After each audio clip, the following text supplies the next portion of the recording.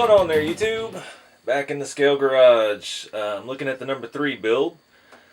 It's time to move forward on this. There's a lot of stuff to do, and I've been kind of thinking about it for a few days now.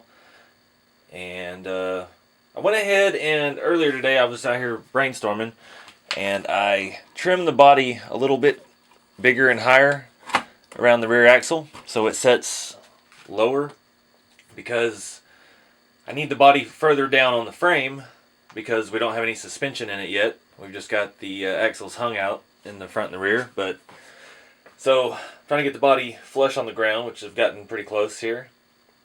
And not really sure yet what all we're going to get done in this video. Like I said, I've been out of the shop for a while, but I ran out of money to work on the real project car, so we're back in here with the RCs.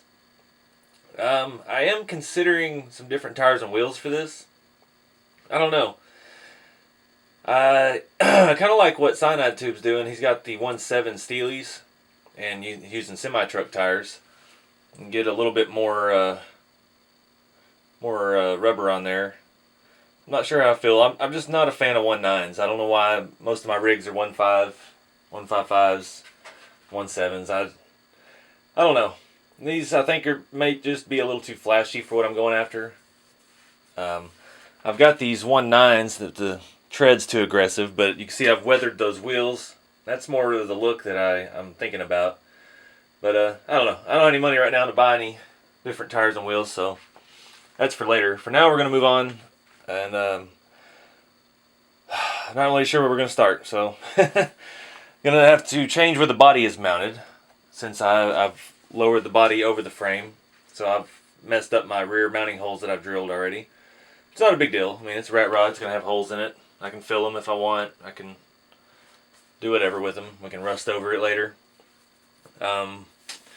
Yeah, so I'm going to go ahead and pull the body off, and we'll start taking a look at the chassis and see where we need to go. Guys, the first order of business here with the frame, I'm going to go ahead and finish the transmission mount.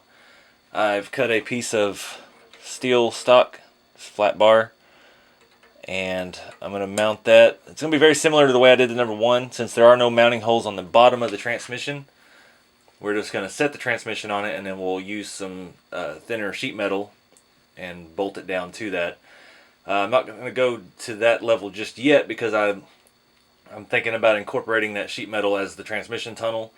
On the number 1 build, I did it as 2 separate pieces, and it was just a little bit cumbersome in the way. So for now, I've kind of eyeballed this. I'm trying to help my driveline angles and stuff, so it's going to be in the top of the rail, and I'm going to braze it in there.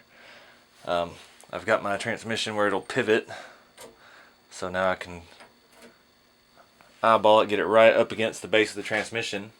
Hopefully we don't burn anything with this. I really don't want to have to take the tires and the axles and stuff off. Just have to be very careful with where we place the heat and see if we can get it in there. I am trying a new type of rod. I bought these from Granger. They are really long. Supposedly the same thing. It's a bronze, flux-coated bronze. They feel really nice, a little chalky. So we'll see. Hopefully I don't run out of oxygen, and we can get this thing zipped right in there.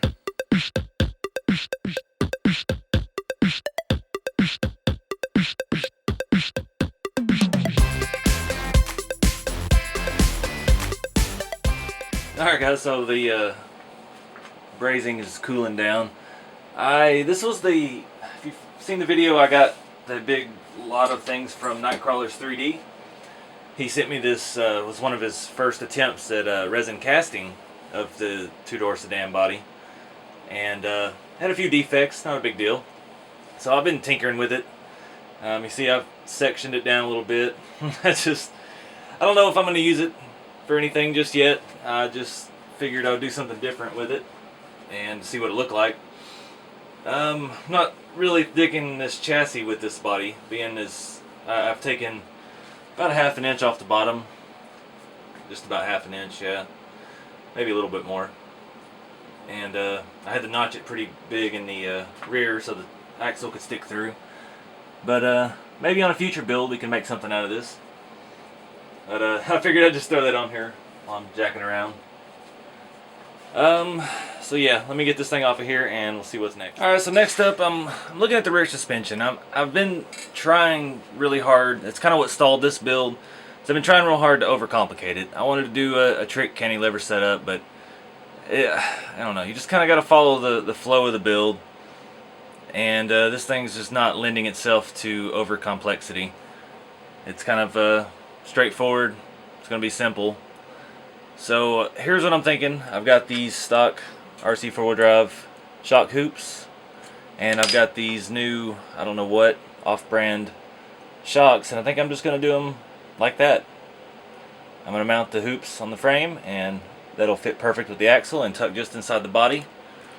They'll stick up in the back window a little bit, which might be kind of cool. I know you're going to be able to see some of the RC components, but I don't know, this build's just not really lending itself to the realism. I think the main issue is the chassis design, trying to keep the frame short and the hood on and things like that. And it's just being tricky. And I'm still not sure on the front. I had some ideas as to how to mount the front shocks, but there is absolutely zero space under the hood.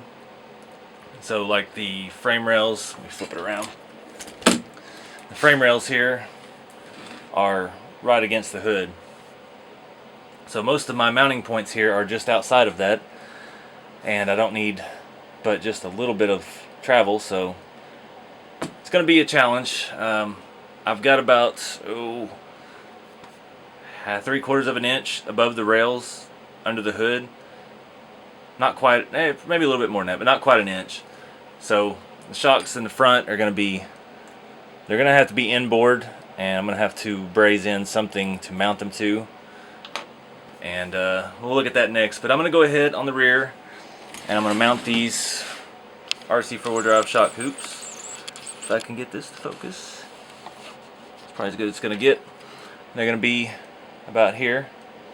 And I'll probably have to space them out just a little bit. This is the upper mount. And attach it to the bottom. And hopefully that'll give us what we're looking for in the rear. Alright guys, so there's a look at what we got. I really want to do something more creative, but this is going to work best. I mean, this has perfect amount of movement. It's the right amount of stiffness. Works well with the 3-link and the panhard. It just works. That's what this chassis needs. So that's what we're going to roll with. Part of me wants to move on and start playing around with floorboards and dashes and gauges and stuff, but part of me needs to do something with this out front. We've got all this slop hanging around on the front end, and we've got to tighten it up a little bit. Do a little brainstorming here and see what I can come up with. I really want to keep the same kind of shocks all the way around, just to make this thing handle somewhat decent. If you've seen the driving video, the number 2, you saw it has absolutely 1 millimeter of suspension travel. And I don't have anywhere really smooth enough to drive it. So I'm hoping to get a little bit more out of this. I'm happy with the back. It looks like I've got about 8 millimeters of movement. So it's a lot improved. Yeah, I'm going to mess around the front here and see what I can come up with.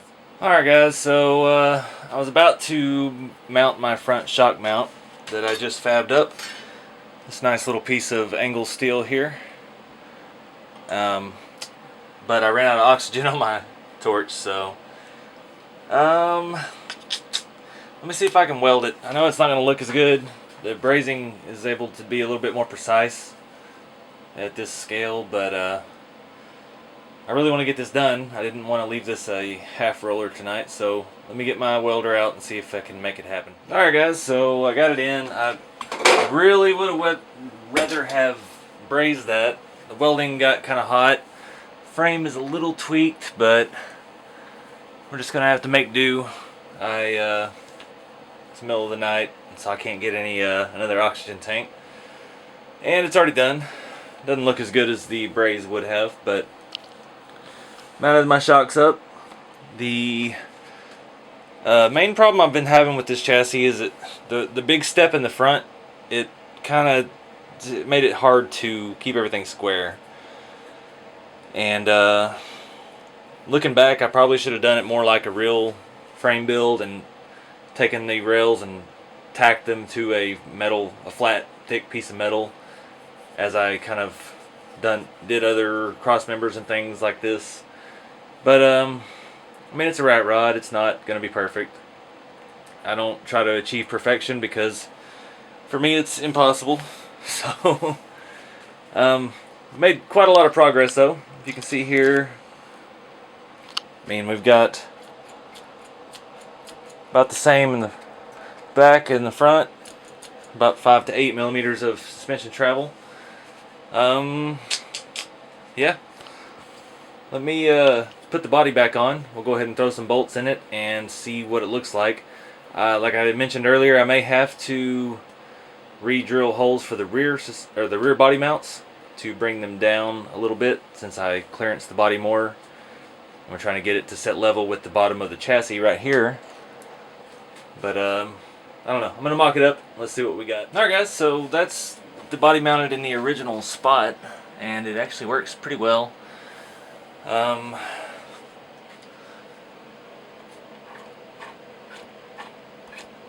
See our front travel. Rear, not quite so much. Front's got a little bit more going on, but everything still clears. I lengthened the front radius arms a little bit when I put the shocks in. I mounted them to the radius arm at the axle, because there was really nowhere else to mount them. Bring it around here, see if I can get you a better look in there. So you can see the shocks in there.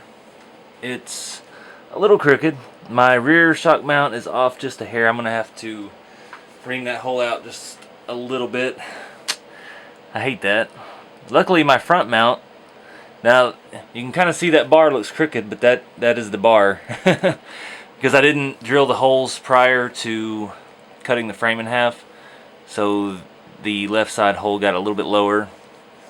That works pretty well. The springs do not hit the frame rails at full compression, and everything's jiving like it should. I just got to adjust it a little bit. That's why I would rather have brazed that front mount in, because I think it needed to be just a little bit to the left. I think I'm a millimeter off, and maybe not quite. It looks pretty square in there, other than the rod, but you're not going to see that once we get the grill mounted. Which I still haven't figured that far ahead yet. That grill, I think I'm going to go ahead and cut out all the fins and do an actual metal mesh in there like we did on the number 2. But I guess we're going to wrap this one, guys. I've been out here for about 5 hours now, and it's early in the morning, so I'm going to go ahead and call it a video, call it a wrap, and we'll pick it up again next time. Try to keep fine-tuning this thing, seeing if we can make it something good. I tried to rush this one. That's why I've taken like a month break on building it. After the number 2 build, it just came out so perfect. You can see it back there.